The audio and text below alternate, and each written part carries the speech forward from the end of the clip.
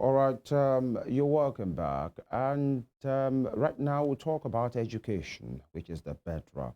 Good education is the bedrock of development of any nation. And so the conversation about education can never be overemphasized. And that's why we're talking about it, especially tertiary education this morning. It's no money. Everybody can recall, what happened in the past few years about series of strike actions, where unions, academic unions, non-academic unions have had to down tool because they wanted to press home their demand. And so we've had a shutdown of academic activities for like a year, at different times, recent times, by the way. And then we had a 9 month or so under former President Muhammadu Buhari. Same thing has happened. And it's been a lot, and it's looking like the Nigerian student, every Nigerian student, is being set aback by reasons, that are far beyond them, by a fault that is not theirs, just because employers and employees at loggerheads, and employers are the government, and the employees are, the members of these unions, be it Asuu, be it NASU, even Asuu as well. And these are the things we are seeing. And we're learning as well. We learned rather that there is an impending notice of strike action again, and this will affect the average Nigerian student, especially in public universities.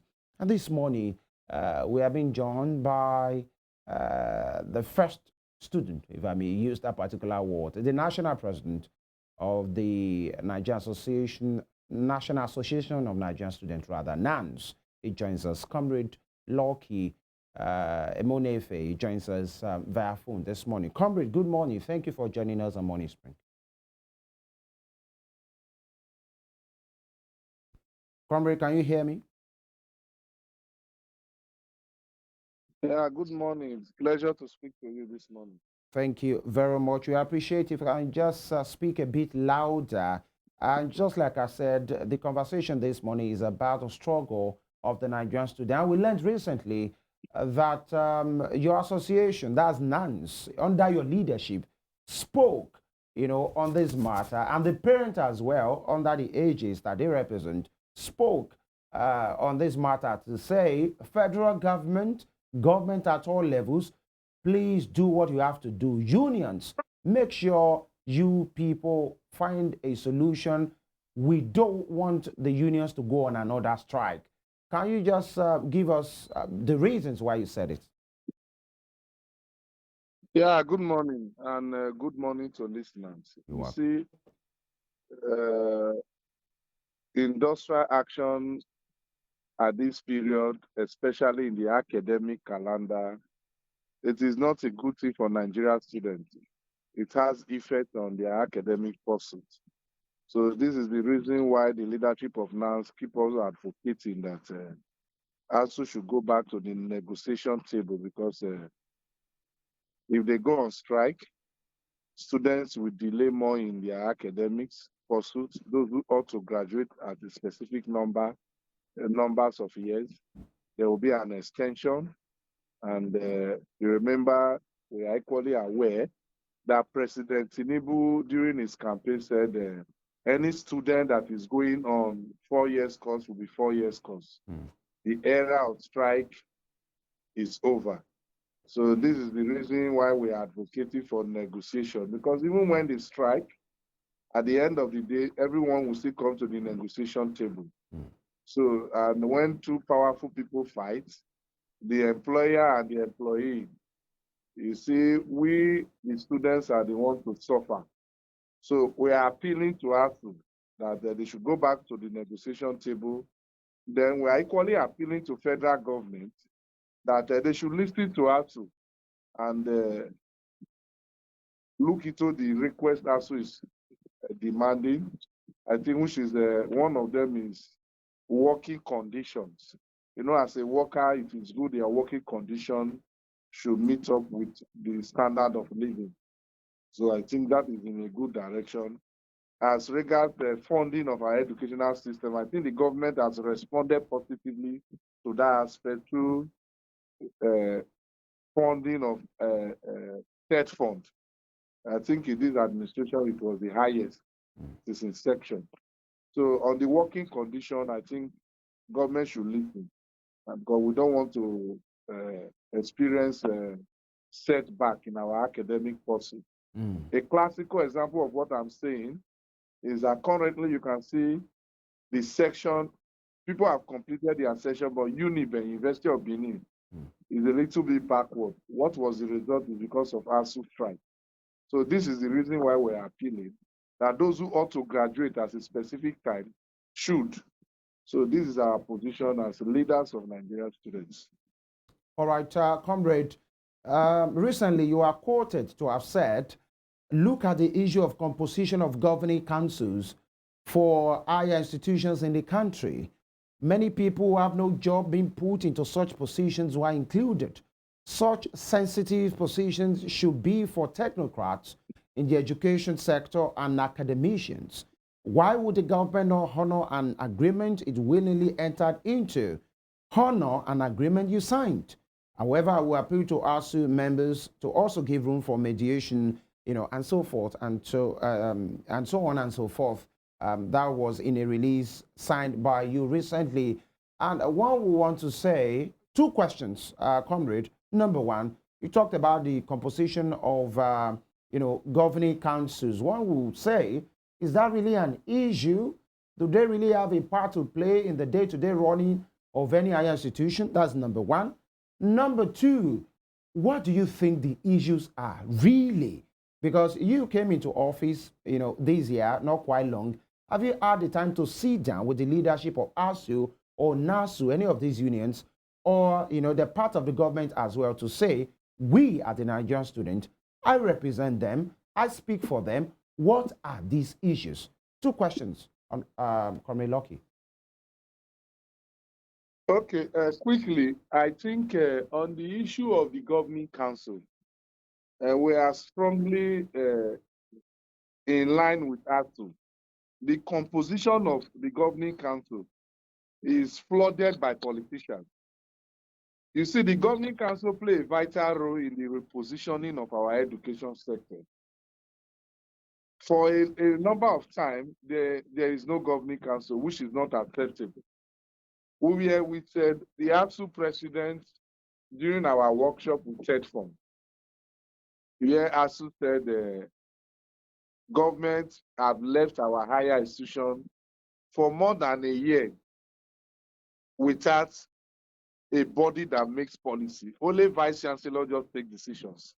Provost and rector take decisions in our higher institutions. And those decisions, those policy, it is the responsibility of governing council to formulate policy, gives approval to critical decisions for implementation by the chief executive.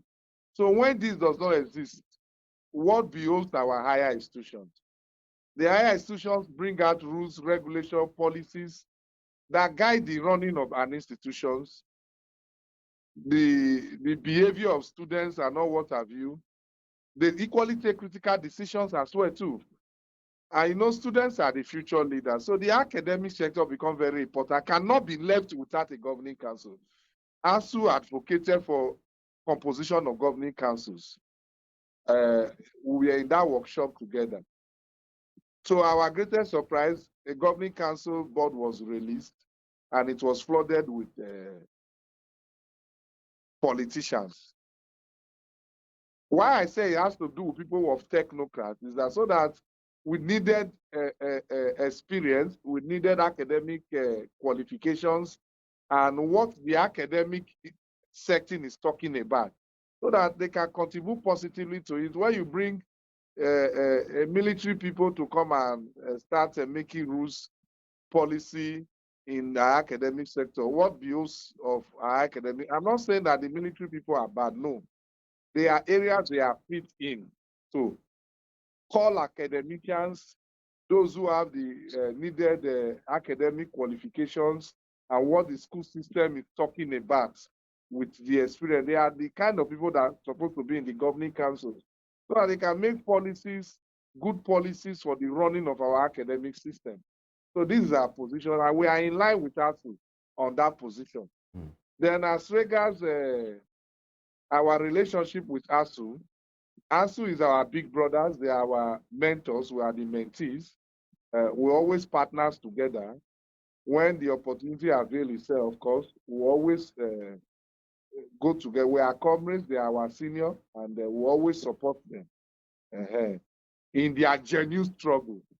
But it is very important at this time that negotiation, discussion is always the way forward.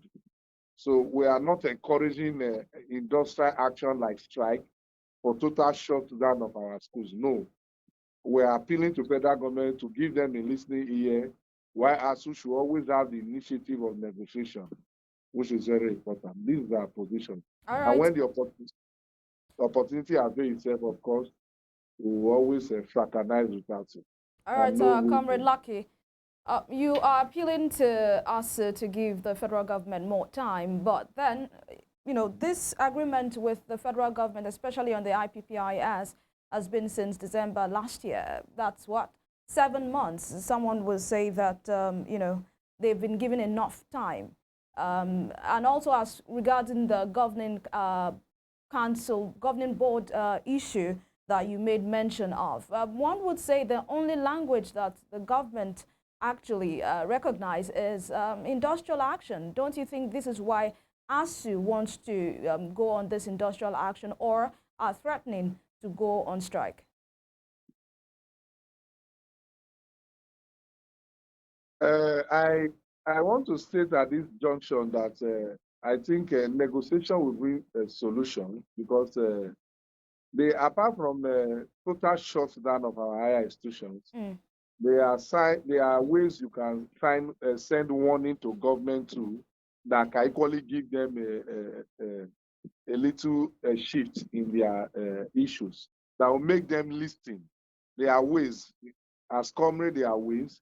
They are not ways I will say in the public, but they are steps to be taken. I think the government will listen as well, especially when asked to partner with a formidable organization and union like NANS.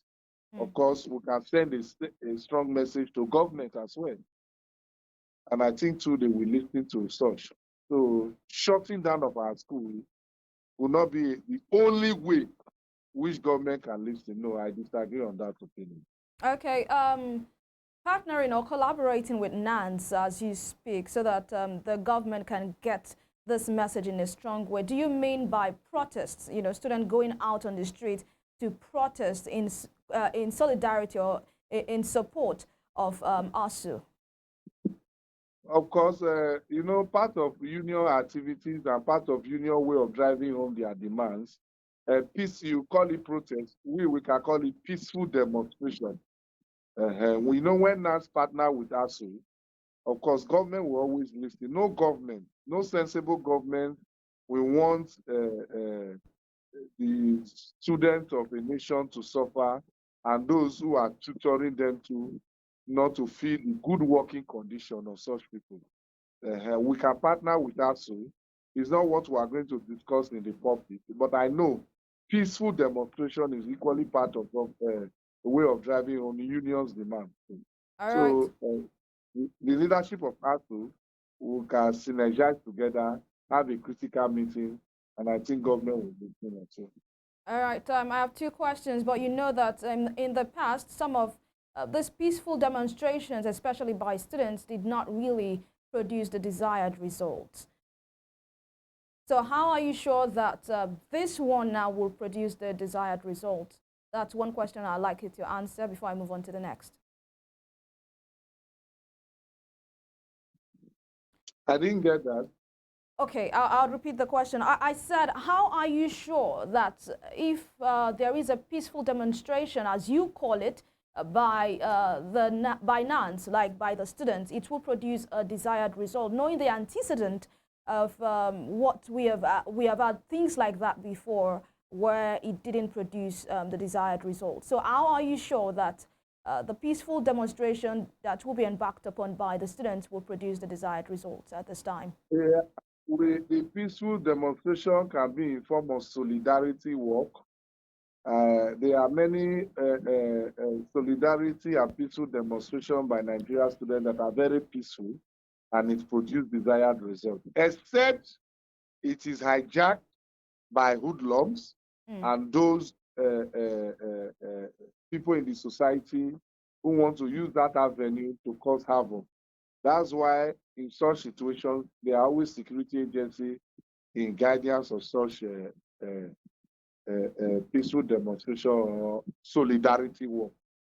Then I think it also depends on the leadership, how organized they are as well too. Okay, comrade. My last question before Femi takes over. As the leadership of NANS, have you been speaking to the president? Have you had an opportunity to speak to the presidency to lay down your grievances, aside the statements that you churn out and the interviews that you have with journalists? Have you been able to sit with the presidency to say, we do not want this industrial action at this time because of this and that, and how it's going to, jeopardize the educational system? Okay, physically we've not been able to see Mr. President on this issue, but I think the last time we met with Mr. President is the welfare of Nigerian students, what they are passing through, and we talk about the hard economy, which is having effect on our students as well, because as it affects our parents, it equally affects our students. I think the issue of student loan came in to help those who couldn't afford school fees drop out of schools. I think that's what Mr. President responded, that we should tap on that opportunity. And on this issue of Asuu, we've written to federal government and on our position, and we will not rest. We'll continue to create avenue to tell government to listen to the demands of Asuu. Thank you. All right. We understand that you must go, but I have just 3 questions, and then we allow you to go. You just I was going to come to that on the student loans scheme. The government of President Bola Ahmed Tinubu talked about that immediately he came into power. And then there were back and forth, some issues happened, and finally the portal was open. I need your sincere opinion on this. The workability. We learned the takeoff fund was going to be 5 billion naira. Many persons are saying this is too meager, too little, especially talking about students in government institutions, federal government owned institutions, state government owned institutions, universities, polytechnics, colleges of education. What can 5 billion naira do? And there are some bottlenecks. Most of them have been removed right now. But I need your opinion on the student loan. The motive by the president is looking good. But how about the workings? How does this work? The kind of money that will be given, the kind of things that you should process before you can access that loan. That's my first question. Okay, I think on the issue of the student loan, in the next few days, just a week from now, there will be a massive sensitization. I think there is no proper sensitization yet. That's why people are not informed. And when you are not informed, you cannot perform perfectly. So information is very key. Hence, there is need for a critical and thorough sensitization of students. During the repeal, there are so many changes. So that issue of 5 billion you are talking about, I think that was at the initial stage. That was at the initial stage because in the act, during the public hearing, which was signed by President, there is 1% of the internal generated revenue for that loan. So financial provision has already been made by the law where it will come from. I think last week, President Tinubu approved 30-something billion for the takeoff. That is for the takeoff. and I think more than 70,000 persons have applied, has been approved for the first batch. More than 50,000 too is on the way to. So it's not 5 billion on that issue. Then the workability, it is feasible, it is practicable, it is achievable. President Bola Ahmed Tinubu is totally committed towards the success of the student loan, and is ensuring that it comes to reality. And we are monitoring all the steps and the process. People are applying, and as I said earlier, sensitization will take place in a week from now. All right. Yeah, comrade, you made mention of something earlier, which is actually the truth. The educational cycle of Nigeria, different institutions have been altered. You made mention of Uniben, that even while other institutions have rounded off, you know, it's not the same case with Uniben and maybe other institutions as well. Comrade Loki, as, you know, the president, Universal, you know, I've seen it, you addressed in that way as well, the national president or universal president of the Nigerian student, does it bother you that due to strike actions, not having enough fund, you know, for universities, for colleges of education, for tertiary institutions, the Nigerian students appears to be at the back when you talk about global students, when you talk about even students and education of the African continent? Does it bother you? And what is NANS doing about that? So that the Nigerian student will not just be playing a catch-up when you are talking about global students and global education. Okay, if I get you rightly, I think I won't agree with you that Nigerian students are backwards, because we can, in African continent, Nigerian students can compete effectively in every sector. And even when Nigerian students live here, even if they go to the United Kingdom and the rest, they do very well. So the average Nigerian can always excel in every field, and that is gift, and that's what God has given to Nigeria. They are smart, they are up and doing, and they can compete in every sector. That is as for the issue of Nigerian students. Then it bothers us very well, like what you said earlier, according to your question. And that is the reason why we keep on advocating for negotiation, discussion. Because you will agree with me that even if there is shutdown of our institution cannot be shut down forever. The almost a year that Asuu went on strike, how do they come by? It's through negotiation. So no trouble that ends without negotiation. People will still come down to the round table to discuss. So I'm always on the opinion, why don't we even start from the discussion? And I think at this time, we are going to come out fully to join Asuu in their demand, because we equally believe that the government too will listen, because we agree with them on working conditions. Like when I told you that there is high level of funding in our education sector, is the facts are there.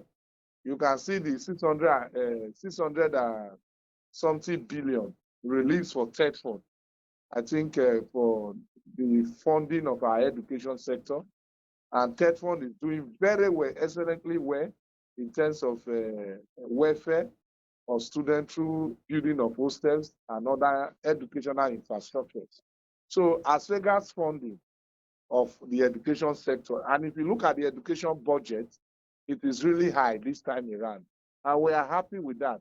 So we are equally telling our government to put effort on the conditions and working conditions and the welfare of the lecturers as well too, who are our mentors, who are our teachers, so that they can inculcate good knowledge into the students of Nigeria. And finally, I want to state categorically that Nigerian students can compete in every part of the world, and they can do very well, excellently. Thank you. It's good to know that in spite of the challenges, the smartness, the bravery is there. They can do spirit, but then there is so much that they can do if actually the atmosphere is right. And that's why we're talking about the catching up when you talk about the institutions and workings of educational sector in Nigeria. Finally, for me, let's talk about the leadership of the National Association of Nigerian Students. You came into power, or into office, maybe I should use that particular word, earlier this year. And we've been hearing skirmishes of factional leadership. And then, okay, this is, some even said the Lucky Emonefe part is a faction. There is another faction. But most importantly, that over the years, not just with Lucky, that leadership of NANS has always been, by the selection of the government of the day, by the selection of the political leaders. Yes, they are brave, they are smart, they are comrades in their own little way, but the fact that they will emerge or their emergence are dictated their powers that be. Honorable Lucky, is that so with you? Come with the last one you said. Yes, that the emergence of student leadership over the years in Nigeria has always been at the whims and caprices of political leaders. That the individuals of the leaders that will be picked, they might be smart, they might be comrades, they might be, great people in their institutions, but they can only emerge by the hands of political leaders. So I was asking, was that the same case with you? Okay, I think on that question, it is Nigerian students that elect me. My case is not the same, but you cannot totally take influence of past student leaders from the organization, because they contribute to in the advocacy for the welfare of Nigerian students. They say experience is always the best teacher. You share from the experience, good experience of past leaders as well. So we have live members of the association who have served before. They stand as an advisory body too. So they contribute positively to the running of the association. But as for my emergence, it is Nigerian students that elected me. The leaders may equally help in that, please let's elect Lucky, but the leaders don't come to vote. It is the student representative in various higher institutions that comes to vote. So it is equally left for the student to decide at the final stage, because they would be the one to come to the voting ground, the old parade ground, to come and vote. So it is left for them to listen or not. So I think on that issue, students elected me, and Nigerian students know who their president is. They know who represents them. They know who speak for their welfare, who speak on their yearnings and their aspirations. And under my leadership, we will continue to advocate for the welfare of Nigerian students. We will continue to speak for Nigerian students, no matter how it is. What comes first is Nigerian students. What comes last is Nigerian students. So in leadership, in the various associations, there must be a little conflict. People who lost out of elections, they will come to claim one or two things. But I think with all indications and the latest development, we've united together, and Nigerian students is one united family, and we speak in one voice. All right, Comrade Lucky, one last question. How has the journey been for you, and how have you been working with the leadership of the state chapters, that is the president in the different state chapters? How vibrant have they been, with the work they do with you?